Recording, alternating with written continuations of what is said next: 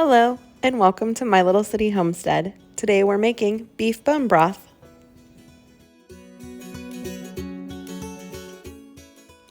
First, I'm preparing the beef bones to be roasted in the oven.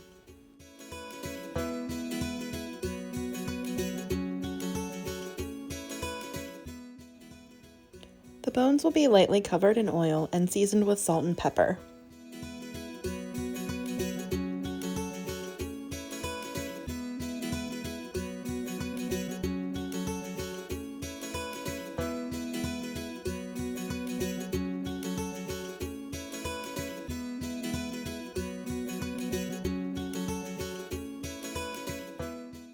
I will roast these bones for several hours before I even begin to think about adding them to the broth.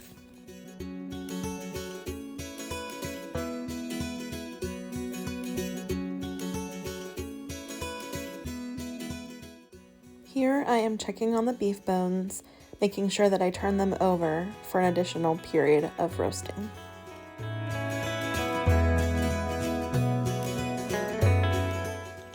While the bones roast, I will prepare some vegetable broth using scraps of vegetables that I've saved from cooking over the past couple months.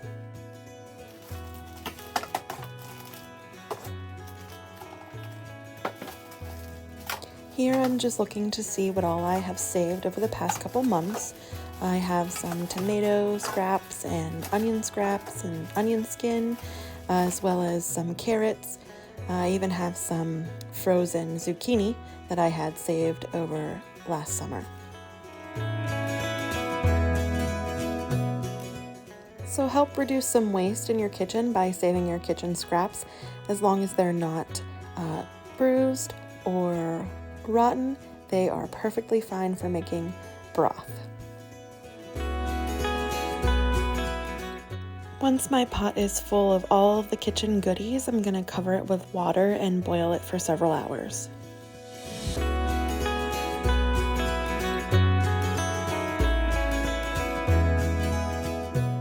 In addition to my bones roasting in the oven, I'm going to add celery, carrots, onions, and garlic.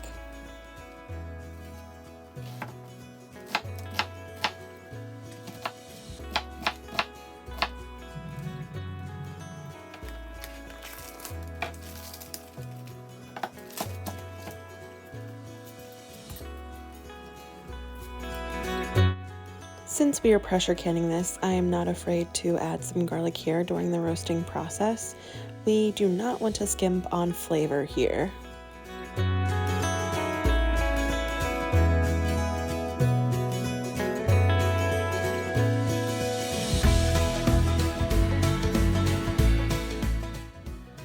These carrots here are from my garden this summer that I have been saving for just this. I'm pretty proud of them. They are rainbow carrots. They're tiny, but they are beautiful, and I'm just showing off all the different colors.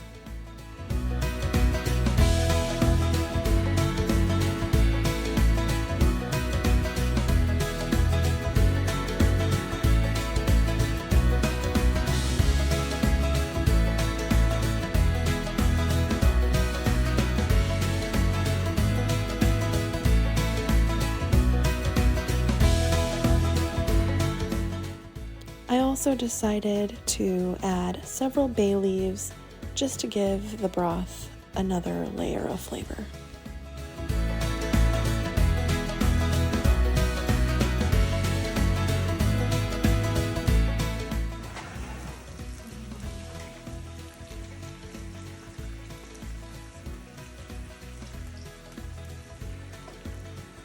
Look at how rich the color is on those bones. They have roasted very nicely. I am going to add the vegetables now and the bay leaves just for the last hour or two of the roasting process.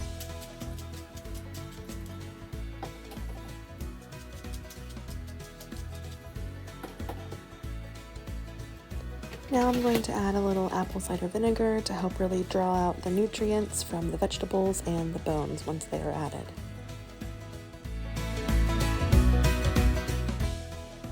This here is a mineral salt that was given as a welcome gift to the attendants of the Homesteaders of America Women's retreat this year, so I figured I'd add some of that for some extra minerals in the broth.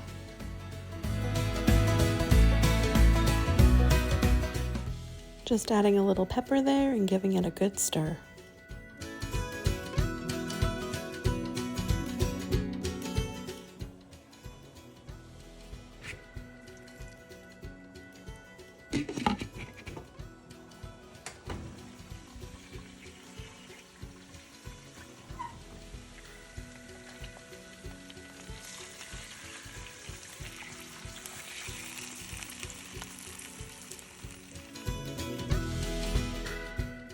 Now is the time to add the roasted vegetables and bones into the stock pot with the vegetable broth base.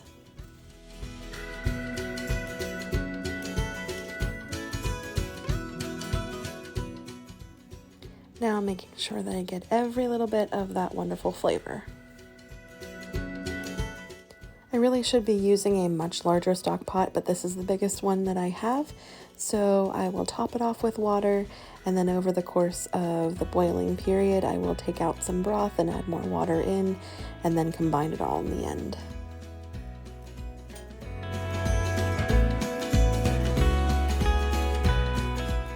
Here I am doing the first straining, which takes out the large bits of vegetables and meat.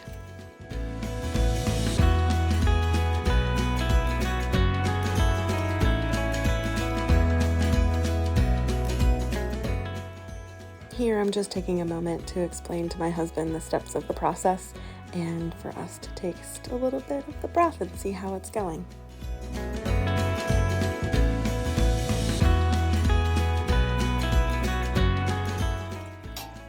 Now it's time for the final strain, which goes through some cheesecloth here you can see. This helps to take out any fine sediments.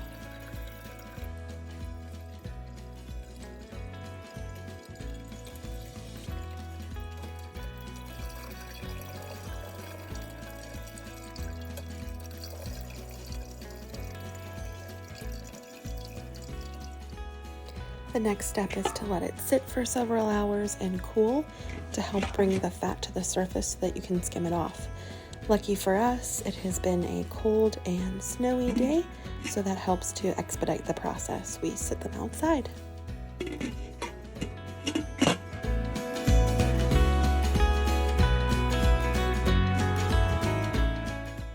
Once the fat is skimmed off the top of the broth, it is time to reheat it. Bring it to a boil. While you're waiting for that to happen, it is time to sterilize your jars and heat them so that they are about the same temperature as your broth.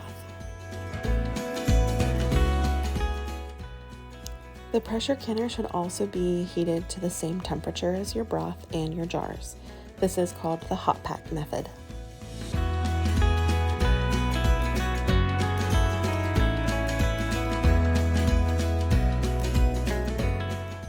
Make sure that you fill your jars to the appropriate headspace that your recipe calls for and debubble.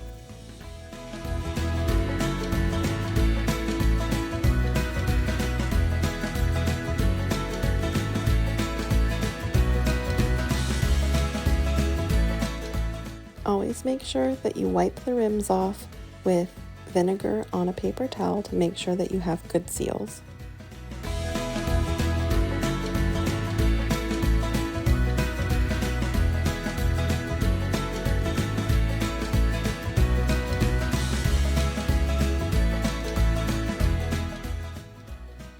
When you are hot packing, it's also important to make sure that your lids and rims are also warm.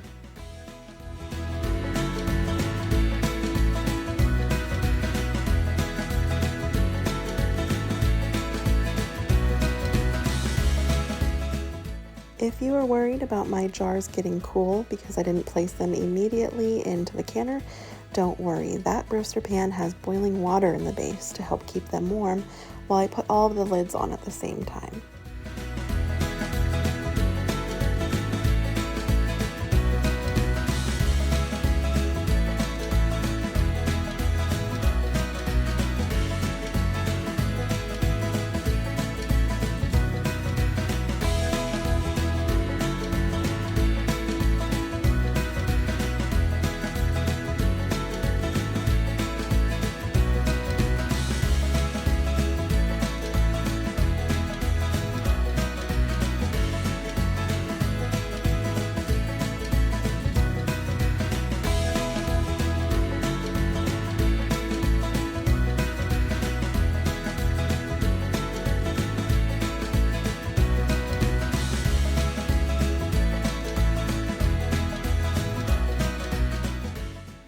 Once all of my lids are on my jars, I'm going to place all of the rims and fingertip tighten them.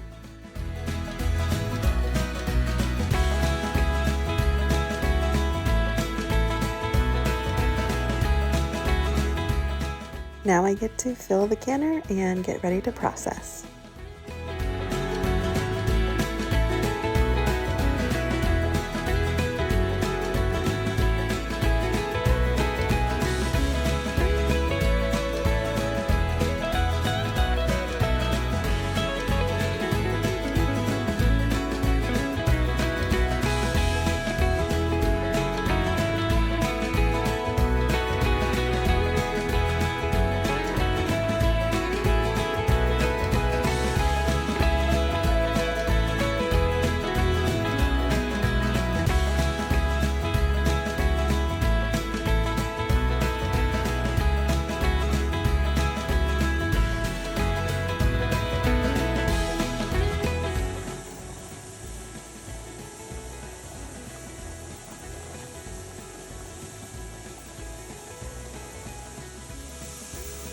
Once there's a steady stream of steam coming out for 10 minutes, I put my weight on and I begin to build pressure.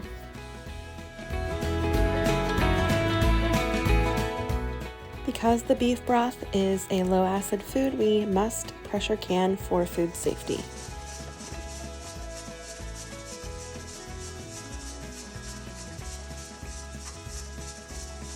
After canning for the appropriate time based off of the recipe and my elevation, I am able to turn off the pot and bring everything back down to 0 pressure, take off the lid, and see how my jars have done.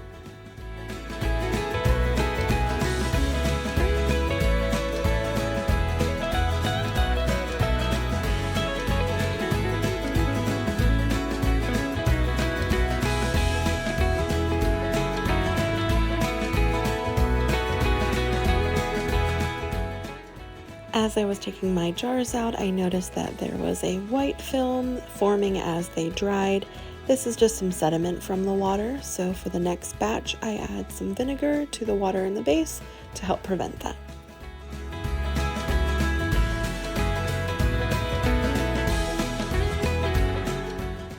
And some kitchen magic later, the second batch is done. In the time frame from my first batch to the second batch, my second tier came in the mail, so I was able to do 2 levels of jars for the second batch.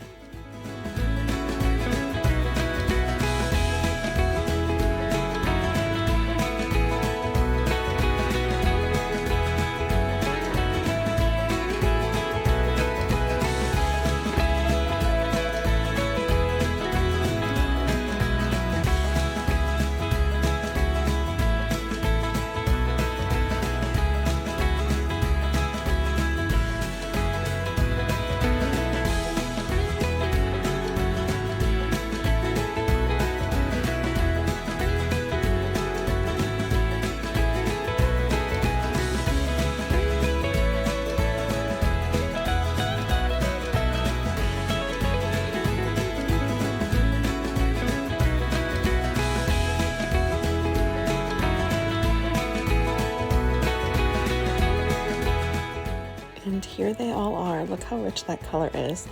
I can't wait to try it.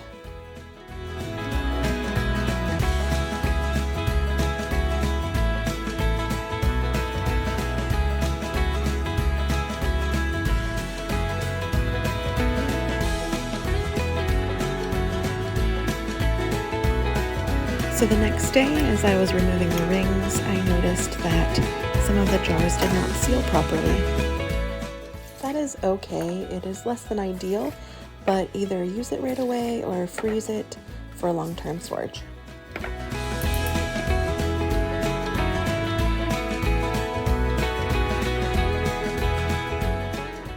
So here I am working through the rest of the jars, taking off the rings and testing the seals.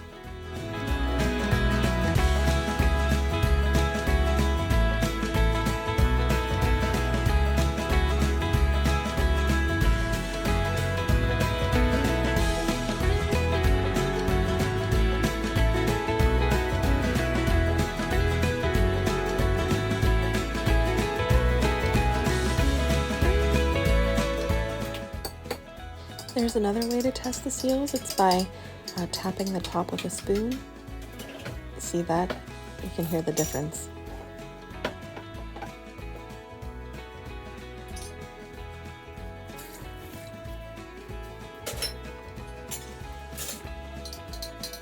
I had 5 to 6 jars fail, so I decided to use all of that broth and not let it go to waste. I ended up making a soup, so that will be in another video.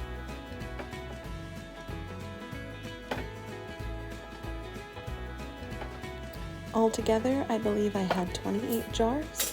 That is really exciting, and that should be enough to last us for the year.